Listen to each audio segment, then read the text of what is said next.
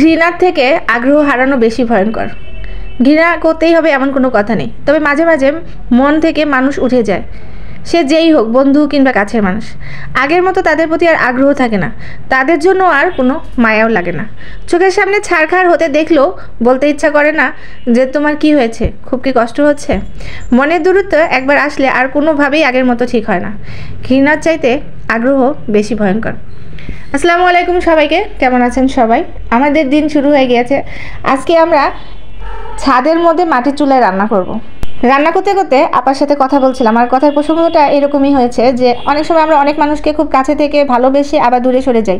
তাদের অজান্তেই আমরা যে কতটা দূরে চলে যাই কেউ বলতে পারবে না। এর আগে আপনাদের সাথে একটা ভিডিও শেয়ার করেছিলাম, সেখানে আপা শোল মাছ কাটছিল, মানে জ্যান্ত শোল মাছ ধরে আপা ইচ্ছা মতো কেটে সাইজ করছিল। আর আজকে তার বাকি অংশটা আপনাদের সাথে শেয়ার করছি।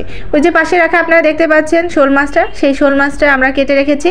এখন আমরা লাউটা, বাজার থেকে কিনে আনা একটা কচি লাউ, সেটা দিয়েই আসলে আজকে শোল মাছটা রান্না হবে, যেটা খুবই স্পেশাল আমাদের বাসার জন্য। আপনার ভাইয়া খুব পছন্দ করে এই জিনিসটা কিনে নিয়ে এসেছে খাবে বলে, তো তার পছন্দের জন্য আমরা রান্না করার চেষ্টা করতেছি। আর আপা বলছিল যখন রান্না হবে তখন টাটকাটা সে বেটে দিবে। পাশে আপনারা দেখতে পাচ্ছেন পাটার মধ্যে আপা কত যত্ন, তো সে বাটাবাটির কাজগুলো করছে, আর আমি পাশে আপনারা দেখতে পাচ্ছেন যে লাউটা ছিলছি, এবং এখানে যে শোল মাছটা আছে ওটা দিয়ে মোটামুটি আমি আজকে রান্না, আর পাশাপাশি আমার অন্যান্য সবজিও ছিল, সেগুলো দেখাবো না, আজকে শুধু এই রেসিপিটাই আপনাদের সাথে শেয়ার করব। আর ভাবলাম যে যেহেতু আজকে শীতের দিন, একবারে ছোট, ওইরকম খাওয়া দাওয়া করার সময় হয় না, অনেক বেশি আইটেম রান্না করলে সেটাও পড়ে থাকবে। তো প্রতিদিন যখন পারবো একটু ফ্রেশ রান্না করব, এবং অবশ্যই সেটা চেষ্টা করব যে মাটির চুলায়।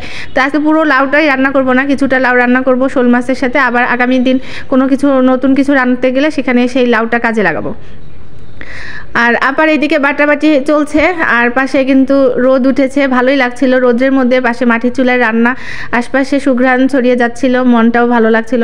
আসলে বাসার মধ্যে গ্যাসের চুলায় রান্না করি ঠিকই, কিন্তু আমার কাছে বেশি শান্তি লাগে মানে ছাদে এসে রান্না করতে। আপাও এই কথাটাই বলে যে আমার বাসা থেকে ছাদে এসে রাঁধতে ভালো লাগে। আর শীতের সময় মাটির চুলায় রান্না করে তাপটা সারা শরীরে এসে লাগে, অন্যরকম একটা ফিলিংস। আবার নাকি কাজ করে, আপা সেদিন সেটা শেয়ার করছিল, তো আমার কাছে ভালোই লাগে। শুধু আমরা মাটির চুলায় তরকারি ভাত এসবই রান্না করি না, পিঠা টিঠা সব কিছু, এখন সকালে রুটি এটাও আমরা এখন মাটির চুলায় রান্না করি।